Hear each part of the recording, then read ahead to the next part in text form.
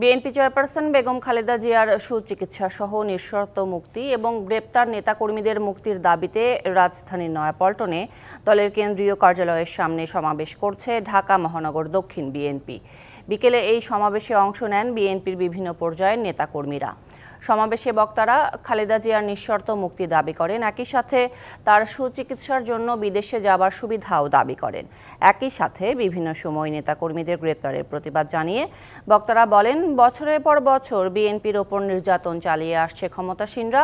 সরকার অবৈধভাবে ক্ষমতা ধরে রেখেছে উল্লেখ করে নিরপেক্ষ সরকারের অধীনে আবারও নির্বাচনের দাবি জানান দলটির নেতারা। দামি নির্বাচন হচ্ছে, এই নির্বাচনের ব্যাপারে আমাদের কথা বলার নয়, আমরা এটা বর্জন করেছি। বিএনপি যে বর্জন করেছে এইটা জনগণ সমর্থন দিয়েছে। আমি আজকে এই জনসভায় এদেশের মানুষ, কোটি কোটি মানুষকে আন্তরিক শুভেচ্ছা ধন্যবাদ জানাই বিএনপির পক্ষ থেকে।